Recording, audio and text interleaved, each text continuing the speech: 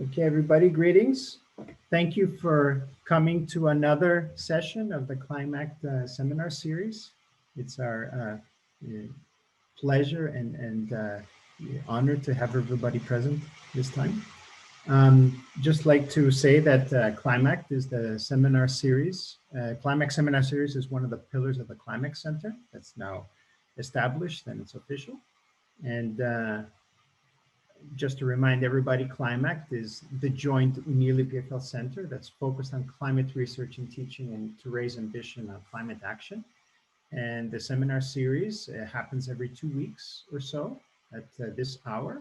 And we have 2 speakers every time, either from EPFL and UNIL or beyond, and with a cross-cutting goal of raising ambition and going beyond on what's already being done in terms of climate change and action. I'd like to point out that there are a number of seminars now that have been given for over the last few months, and we have all of them on the Climact YouTube channel.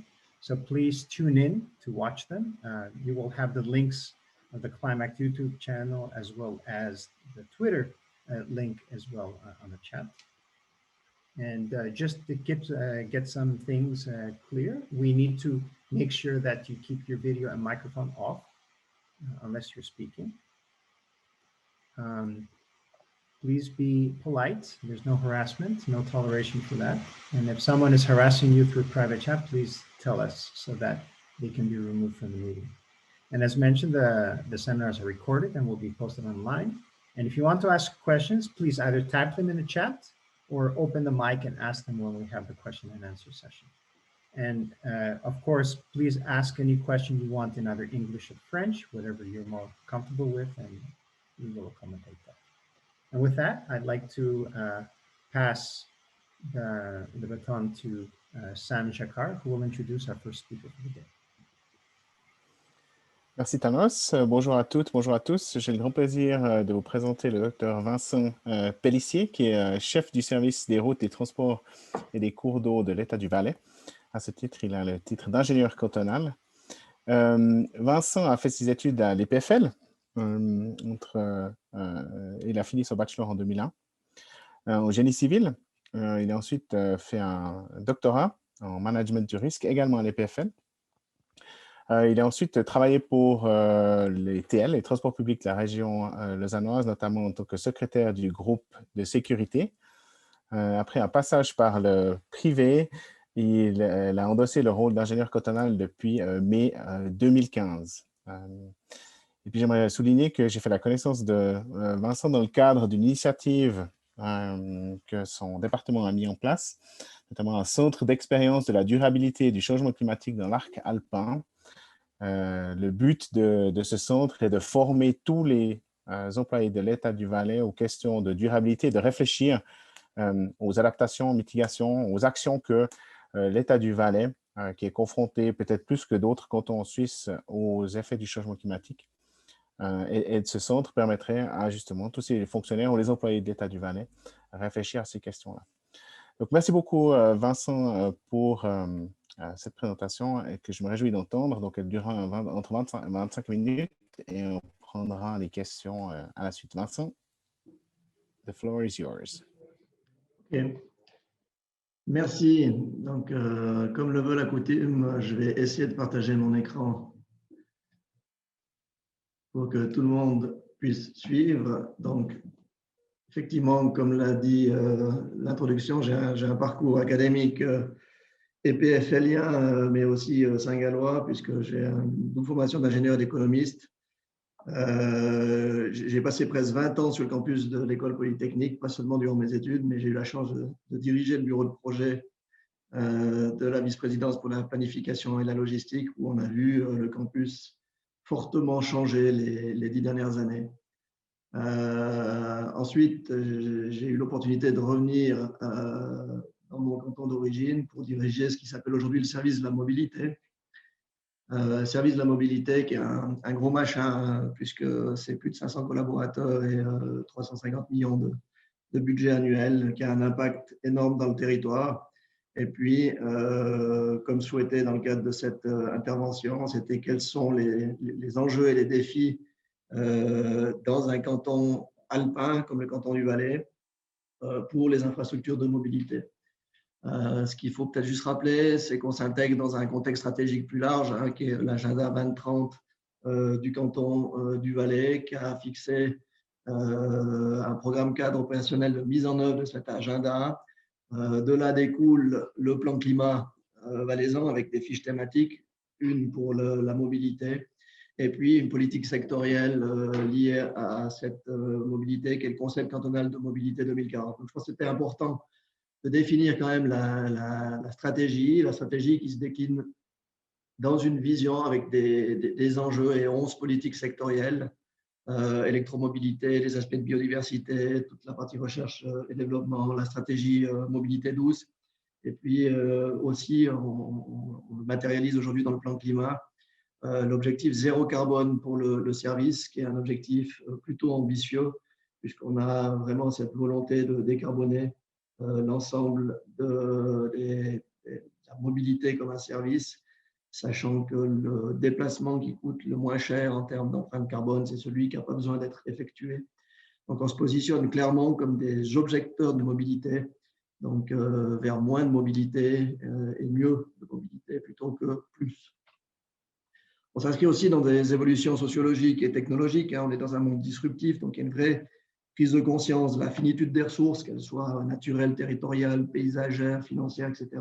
Cette conscientisation aujourd'hui, elle est plus seulement sur les bancs des académies, mais elle est aussi dans les institutions publiques, puis elle se met en œuvre. Je pense que je fais partie de cette première génération qui a été formée non pas comme un ingénieur, mais comme un humaniste à l'école polytechnique avec un collège du management, un collège des humanités, où on répond non pas à bâtir des routes dans les Alpes, mais à offrir des prestations de mobilité à une population. Donc, au cœur du programme, il y a vraiment l'être humain.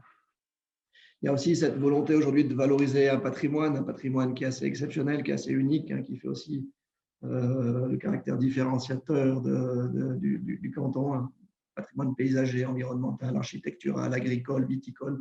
Vous connaissez les qualités du canton. On est aussi confronté à un vieillissement de la population, hein, et puis je l'ai évoqué aussi, l'approche qualitative plutôt que quantitative. Donc, on parle de décroissance ou de croissance qualitative plutôt que de croissance quantitative. C'est vraiment l'approche dans laquelle on s'articule aujourd'hui.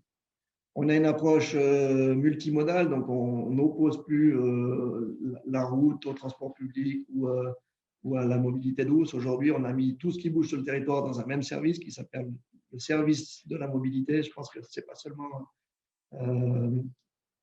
de la sémantique, c'est vraiment un état d'esprit. Avant, c'était le service des routes et aujourd'hui, c'est le service de la mobilité. Donc, vous sentez bien que rien que dans le nom de l'intitulé du service, les mentalités évoluent. On vit aussi dans un monde qui a une aversion au risque qui évolue. Hein. L'approche par le danger plutôt que par la gestion du risque est quelque chose qui est assez à la mode, avec un principe parfois de précaution poussé à l'extrême, qui fait qu'on immobilise des fois l'action humaine. Mon papa a coutume de dire qu'on est payé pour ouvrir les routes et pas pour les fermer, même si quand les routes sont fermées, le risque n'existe plus.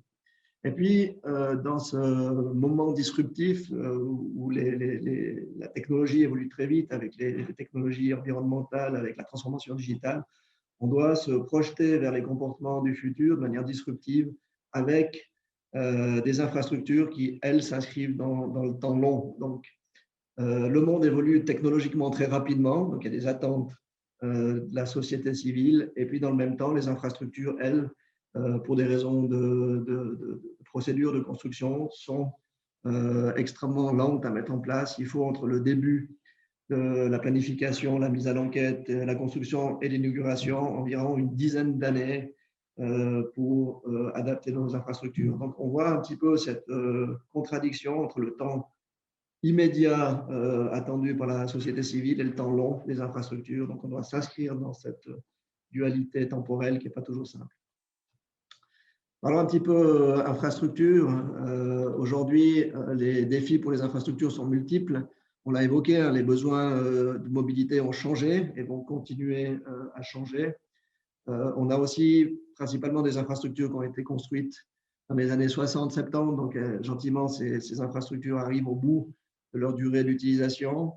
Malheureusement, c'est aussi une opportunité, on a un déficit important dans l'entretien ces 30 dernières années. Donc, on a des infrastructures qui sont mal entretenues, peu entretenues et qui sont vieillissantes. Et puis, les sollicitations sur les ouvrages ont fortement évolué.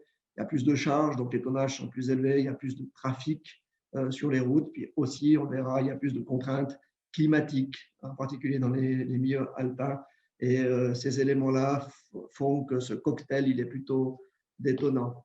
Résultat de ce que je viens d'évoquer, aujourd'hui, on a un tiers du réseau routier. Hein, on se rend peut-être juste sur la partie infrastructure routière, mais on a les mêmes débats pour le ferroviaire. On a un tiers du réseau qui est dans un état mauvais ou critique. Sachant qu'il faudrait des moyens extrêmement importants pour remettre en état ce réseau. Dans l'équation, on n'a pas assez d'argent pour un service de qualité, pour un réseau très important. On peut jouer soit sur l'argent, soit sur le niveau de prestation, le niveau de service, donc le service hivernal, qu'est-ce qu'on ménage ou pas, mais aussi sur la taille du réseau.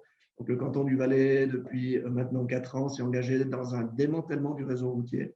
Donc, on a passé de 1864 km de route cantonale à moins de 1700. Donc, on évoquait justement cette décroissance. On a certaines routes qu'on a remis à la nature. Alors, vous me direz que c'est normal puisque le canton du Valais est dans un environnement topographiquement, climatiquement complexe, hein, donc les Alpes. Et si vous regardez tout à gauche, sur le podium se situent les Grisons. Les Grisons ont fait cet effort de redimensionnement du réseau il y a une quinzaine d'années et on se rend compte que ce n'est pas une fatalité que d'être parmi les derniers de la classe. Donc, juste quelques éléments pour illustrer comment on en est arrivé là. Donc, on a vécu un sous-investissement récurrent. Hein. C'est vrai qu'investir dans l'entretien, ce n'est pas quelque chose qui est très sexy, qui est très porteur pour le politique. Donc, on préfère investir dans des nouvelles infrastructures, des nouveaux ponts, plutôt que d'engloutir de l'argent dans l'entretien des assets. Donc, aujourd'hui, on aurait des moyens quasiment du double qui seraient nécessaires que ceux qui sont disponibles pour les routes. Et puis, on a connu une phase d'extension du réseau. Hein. Donc, le réseau routier, c'est localement réalisé en sous-dotation, donc pas selon les règles de l'art. Donc, on verra ce que ça implique. Puis aussi, de manière complètement découpée de l'aménagement du territoire, on a un réseau qui dessert rien du tout, ou des zones rouges non constructibles.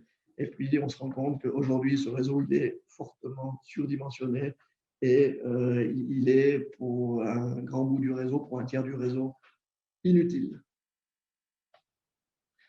Peut-être juste pour vous illustrer graphiquement ce que ça signifie un développement du réseau fait en sous-dotation financière. Ça, c'est une coupe type d'une route de montagne, une secondaire de montagne, avec un gabarit de 5,50 m, donc une largeur de 5,50 m, avec des drainages bien faits, une superstructure, un revêtement qui est bien fait, une petite banquette, de la végétation.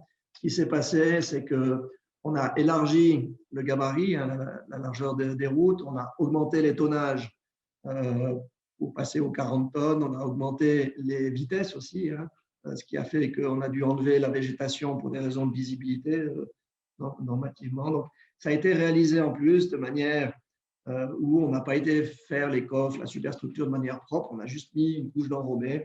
Et puis, évidemment, avec l'apparition des fissures, le manque de moyens pour colmater ces fissures, les infiltrations d'eau, phénomène de gel-dégel assez classique dès qu'on a des pics de contraintes sur ces infrastructures, au printemps en particulier, quand il y a des intempéries, il y a tout qui pète.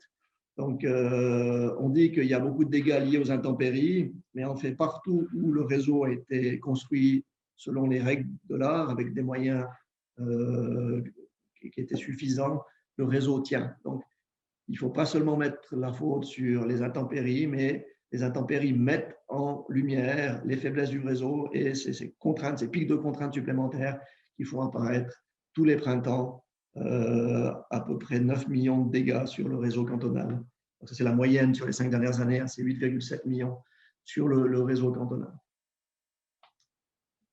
On a aussi des infrastructures en souffrance. Hein. On a ici un exemple, c'est le viaduc de Ried, vous l'avez peut-être entendu. consécutivement à l'accident de Gênes, on s'est quand même posé des questions. Ce qui était impossible est devenu possible. Une rupture de précontrainte, on a cherché, puis on est tombé sur des très mauvaises surprises pour ce viaduc qui est dans un état assez dramatique. On a dû le fermer pour la moitié et puis limiter le tonnage pour l'autre moitié. C'est le plus grand échangeur autoroutier de Suisse, hein, donc ce n'est pas complètement anodin. Aujourd'hui, on est en train de rénover un des deux viaducs pour quand même 22 millions qui va nous permettre de tirer cet ouvrage une dizaine d'années en plus afin de refaire une bretelle d'autoroute qui soit plus adaptée aussi à la réalité actuelle. On voit que c'était un ouvrage des années du tout à la voiture avec un impact paysager sur la plaine du Rhône qui est hallucinant. Et l'idée, clairement, on l'a évoqué, hein, c'est de déconstruire cet ouvrage pour faire quelque chose qui soit plus adapté, plus intégré, plus aussi dans l'esprit du temps, qui permette aussi bêtement de faire l'évacuation des eaux, de filtrer les eaux pour éviter les résidus de pneus, de plastique, voilà, etc. Mettre des routes qui sont up-to-date et se couper de ce passé routier des années 70-80. On a aussi des infrastructures plus petites, plus légères, où on a dû intervenir en urgence. Vous avez ici la passerelle du Rosel à Martinique, qui a dû être déposée, qui sera reconstruite cette année en juin. Donc là, en moins d'une année et demie, on arrive à reconstruire. C'était une fausse bonne idée, donc on est parti sur des poutres en bois, des essences locales, où les détails constructifs ont fait que la poutre en compression, vous voyez à droite, a complètement été attaquée, bouffée par les champignons et par l'eau. Donc le pont était prêt à tomber. Je sais, hein, ce n'est pas très rassurant, mais on a aussi des ponts qui tombent dans notre pays. Voilà. Ce qu'on m'a demandé de faire aujourd'hui, c'est aussi assez rapidement une petite présentation, une petite illustration sur comment on répond au quotidien au changement climatique, comment on aborde la gestion du risque naturel aujourd'hui. Donc, les changements climatiques, ils sont patents, moi, j'ai fini en 2000, hein, mon master, en 2001, mon master. Depuis 2001, chaque année, on me dit que c'est une année exceptionnelle. Quand toutes les années deviennent exceptionnelles, c'est qu'elles deviennent la norme. Donc, pour nous, c'est clair, le changement climatique, il a un impact déjà aujourd'hui, ce n'est pas une vue de l'esprit pour demain.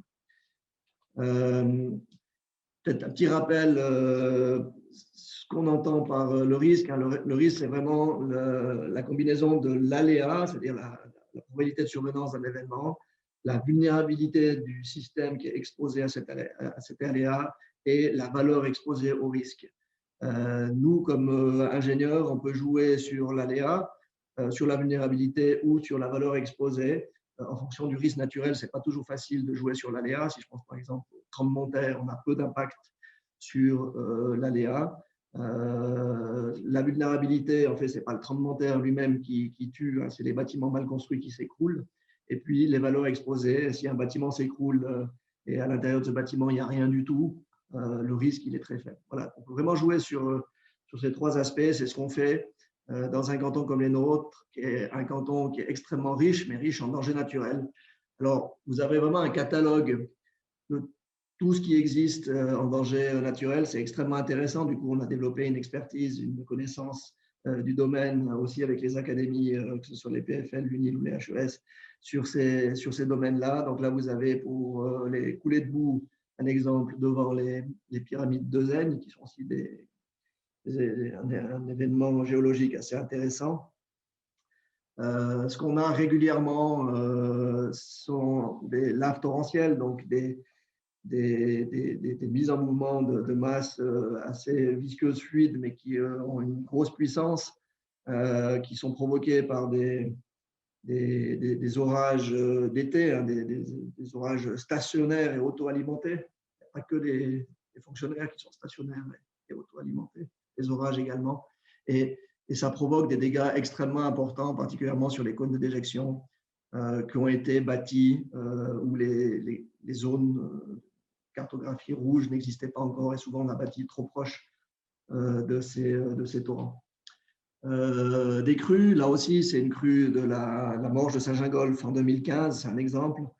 Alors évidemment, la complexité de la Manche de Saint-Gingolph, c'est que la rivière a débordé à la fois sur le côté suisse et sur le côté français.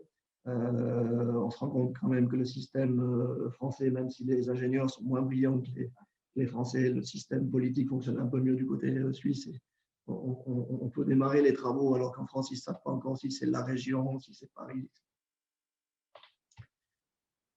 2011, on a aussi une crue. Donc, je disais tout à l'heure que les ponts tombent aussi en vallée. Ça, c'est dans le Mittal, un pont dont la culée a été emportée par une crue.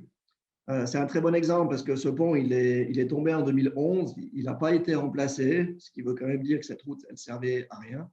Dans l'intervalle, on est en train de démanteler justement cette route, donc les 9 km de route, pour la restituer bêtement à la nature. Il suffit de dégrafer et c'est assez simple. Inondation, une autre thématique importante dans le canton, c'est la troisième correction du Rhône. Donc ça, c'est l'inondation de la crue de 2000, une crue centenale qui a fait, je dirais, une trentaine de millions de dégâts, ce qui est important, mais comparativement aux autres dégâts, c'est de loin pas le risque le plus important dans le canton. Par contre, au niveau des ressources financières de la Confédération, c'est un risque qui est extrêmement traité et qui obtient des moyens quasi infinis. Donc, le projet de correction du Rhône, c'est à peu près 4 milliards pour une crue millénale à 400 millions. Donc, là aussi, en termes de gestion du risque, on peut se poser la question si la gestion est opportune. Ce qui nous préoccupe régulièrement, c'est aussi les chutes de pierres, donc les dangers naturels gravitaires, égoulements, glissements, tassements, écroulements. Donc, on a des dizaines de milliers de cailloux qui sont en mouvement dans ce canton, qui sont instrumentalisés, mais pas tous. Et régulièrement, on a des chutes de pierres et aussi régulièrement des personnes qui sont impactées, des dommages humains. Autre élément avec la partie neige, avalanche, glacier. Donc, ici, un exemple dans le Sastal où régulièrement des grosses avalanches de plus en plus fréquemment coupent nos vallées. On a Zermatt ou le Sastal qui sont régulièrement coupés du monde. Autre élément qui est nouveau avec des chutes de glaciers. Là, c'est un exemple du glacier du Trift où en 2017, la station Sasgrun a dû être évacuée en partie. On a aussi maintenant des lacs sous-glaciaires qui déclenchent des laves torrentielles assez importantes. Donc, voilà, il y a un nouveau domaine d'expérimentation, la fonte du permafrost, etc., qui nous préoccupe. Et le risque le plus important auquel est exposé le canton du Valais, alors ce n'est pas une carte d'ensoleillement de la Suisse, hein, même si ça y ressemble un petit peu, mais le danger naturel le plus important et largement le plus important en Valais, c'est le séisme qui a frappé le canton en 1946 la dernière fois, et puis on attend avec une probabilité centenale un gros séisme qui provoque une dizaine de milliards de dégâts et à peu près 200 à 300 morts s'il a lieu dans une zone habitée densément. Très rapidement, pour terminer, quelles sont les mesures de gestion du risque sur lesquelles on travaille? Donc, on parlait de travailler sur la vulnérabilité. Là, vous avez un exemple d'élargissement du fleuve, donc du Rhône, qui permet de lui donner plus de gabarit, mais aussi de renaturer, de donner la dimension socio-économique et environnementale à un projet comme celui-là. On travaille aussi sur la cartographie, hein, donc en termes de vulnérabilité, sur les valeurs exposées. Donc, ça, c'est un bon exemple. Zermatt, 30 000 habitants dans un endroit où ce n'était pas une très bonne idée à la base de construire une ville. Et voilà, ça a été construit. Il y a un site qui est quand même assez exceptionnel, hein, quelques montagnes qui valent le détour. Donc, on ne peut pas seulement dire qu'on doit fermer Zermatt parce que tout est en zone rouge. On travaille sur l'instrumentation, on a un suivi. Hein, je vous donne un exemple que vous avez peut-être suivi. Ici, on a les écartements, donc un extensiomètre où on a le début des mouvements qui est par là. Ensuite, l'évacuation de certains maillins et le lendemain, les éboulements. Je vais peut-être vous montrer si je arrive ici.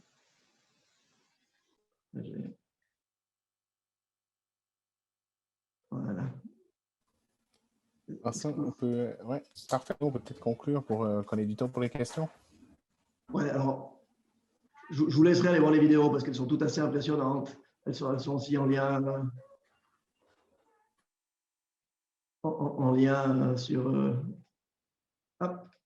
Et puis je vais revenir ici pour conclure rapidement. Là aussi, on travaille plutôt sur l'intelligence. Ça, c'est un pont fusible, lave torrentielle, le pont est emporté par la lave. Le lendemain, il y en a un nouveau. Vous avez un exemple sur un éboulement. Et puis, en conclusion, on a un immense besoin en investissement pour adapter ou repenser les infrastructures de notre pays. On doit plutôt penser demande de mobilité que production de l'offre. On n'est plus des bâtisseurs de route. On privilégie toujours l'intelligence sur l'infrastructure. Et puis, il y a cette pensée, cette action durable qui est au cœur de notre action. Voilà la conclusion. 12h26, parfait. So I'd like to introduce the next speaker. Hopefully people can hear me. Yes, the next speaker is Antoine Vial. And Antoine, as he's setting up his presentation, sharing his screen, I'd like to say a few words about him.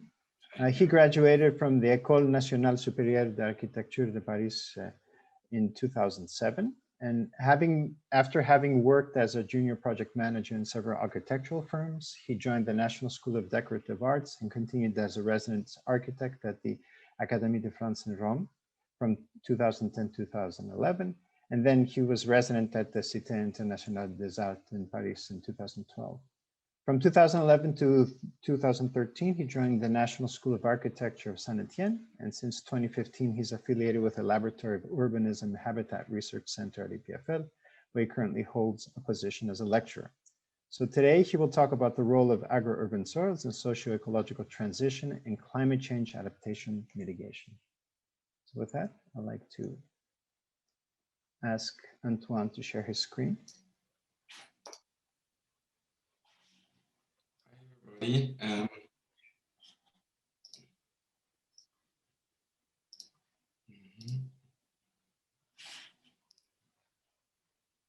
everybody. So I will share my screen maybe.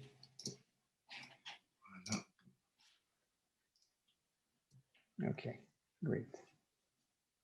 Can you hear me properly? Yes, quite well. So whenever you're ready, so are we. Okay. Yes. So yeah, thanks for Climate for this opportunity to share ideas.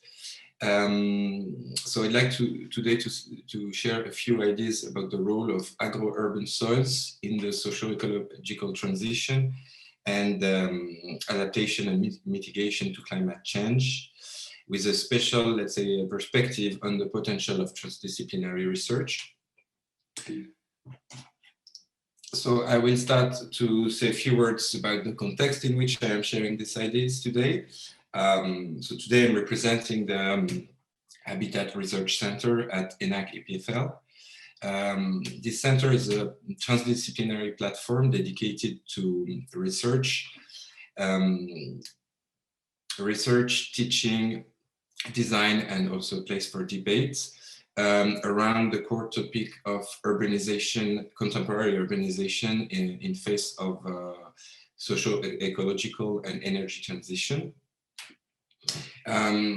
This center is somehow structured about three transversal fields: landscape habitat, productive habitat, and LC habitat. So my role in the center is in particular to work on the field of landscape habitat, and we are currently developing some research initiatives and research proposals in which the topic I'm gonna talk about today could be the main topic of the research proposal, or be integrated into a larger research proposal addressing the question of the design of the contemporary city in the face of ecological transition. So we are contemplating now to develop, to propose some research initiatives based on the usual funding instruments in Switzerland, whether by integrating an NCCR or proposing a Synergia proposal. this topic today is also related to the intention to develop proposals for European funding instruments such as Horizon, and especially the new series of Horizon calls and Cluster 5, which is dedicated to climate, energy, and mobility. But this research initiatives also is related to the long-lasting experience that is gathered by Habitat Research Center on action-oriented and third-party funded research by design projects, such as the vision that was developed for the Greater Geneva, together with many stakeholders by Habitat on the last years. And this research by design project was focused on the relation between soil and labor with various research partners, as you can see in this slide. So, address the question of the role of soils in climate adaptation and mitigation, I would like to start by mentioning this very well-known 4%,000 research initiative, which is a global research initiative, which is based on scientific evidence, both empirical and modelized, regarding soil's capacity to sequestrate carbon. It is essentially an action-oriented research initiative, which is grounded on an in-depth interdisciplinary understanding of people's practices regarding soil cultivation and soil maintenance practices. It illustrates the fact that to become performative as a decision-making platform, modelization of cost benefits must be related to the main spatial-temporal and metabolic logics of people practices. So the originality and relevance of this approach is to provide an integrative approach to ecosystem services provision and socio-economic benefits. For instance, in this in the 4%,1000 initiatives, carbon sequestration is as ecosystem services is also addressed in an integrated vision that also consider, let's say, the maintenance of soil fertility, the food production and food security, but also other ecosystem services like fostering biodiversity, for example, also cooling, local climate, through vegetation, but also various cultural and socio-economic services related to people's well-being and cultural heritage. The other interesting aspect of this initiative is to look for a direct integration with stakeholders and to deliver tailor-made research outputs and guidelines.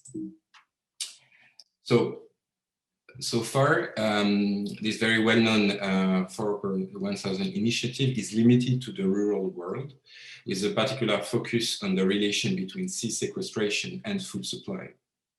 And I would like today to share with you a few arguments on why this kind of initiatives should be transitioned and extended to the contemporary urban context, especially pointing out the availability of resources in the urban context, the diversity and resilience of these resources, and the opportunity to elaborate an integrative vision on this question.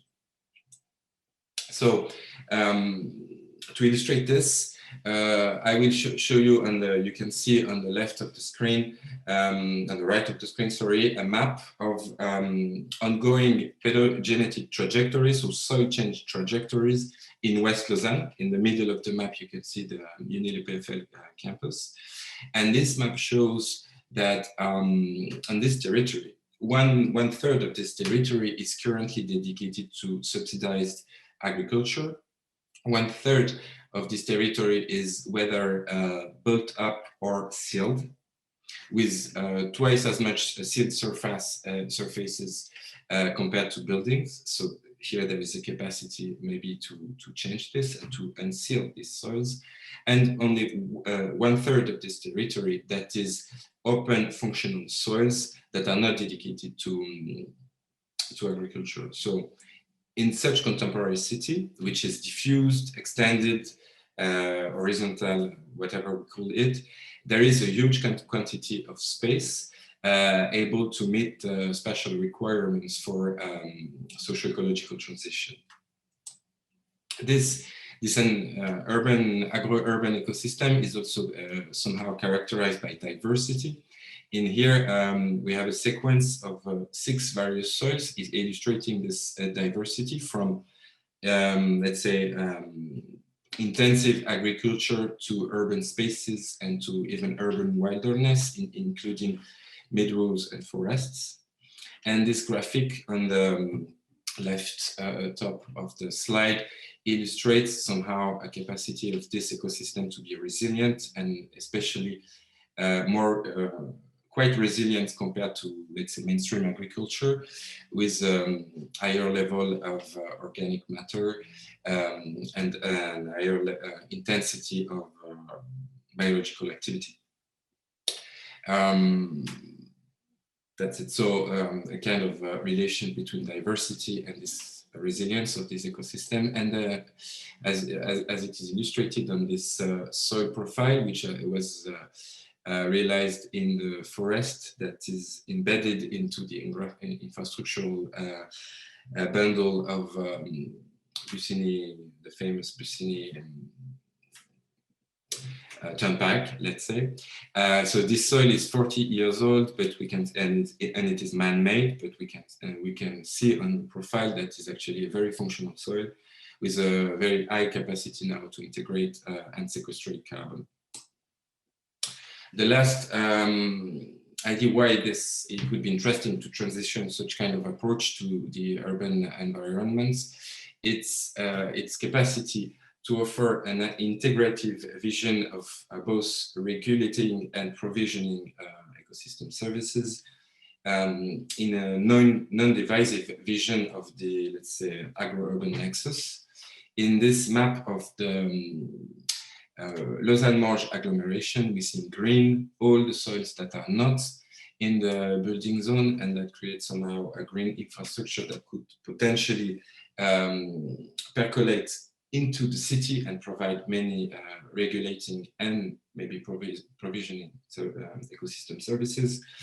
And in yellow, we see all the soils that are in the building area, combining the city and the buildings, whether residential or productive, and which could potentially become somehow a garden, also providing both regulating and provisioning and social ecosystem services. So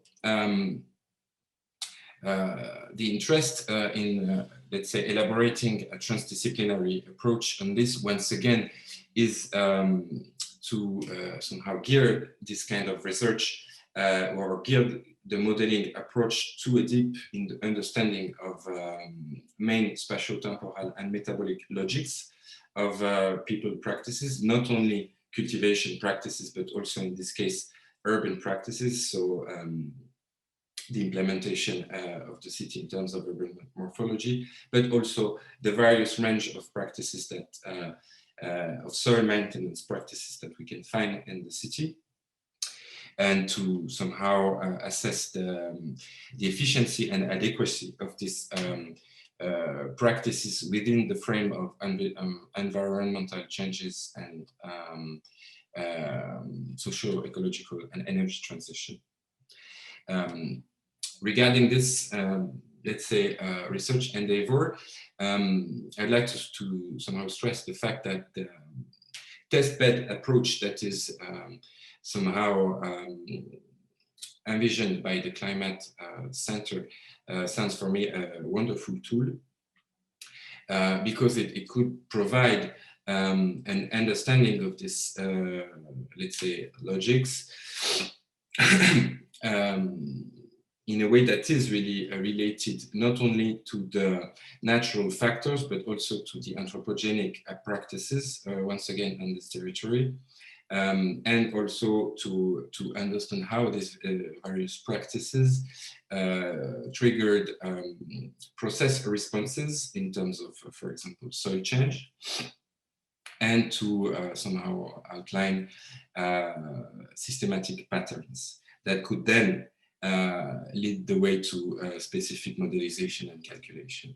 So to illustrate, and I will conclude on this, the potential of such a testbed approach, which is clearly on this image based on geomorphological transect that is also transect in time, or include at least time variations.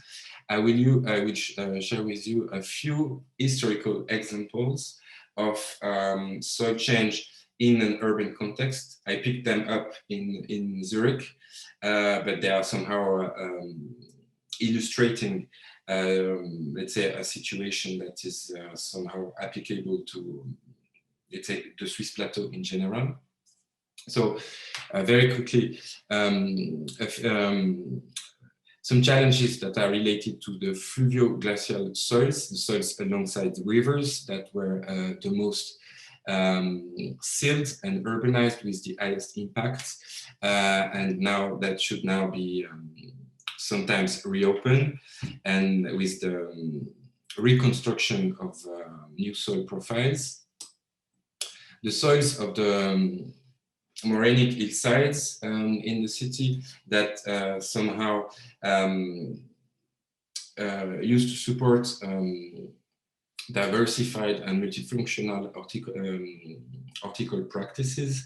Here, the example of this multifunctionality through a park in Zurich that is also a cemetery, and which illustrates the capacity of this soil somehow to be the support of cycling economy of organic matter, and to also be the support of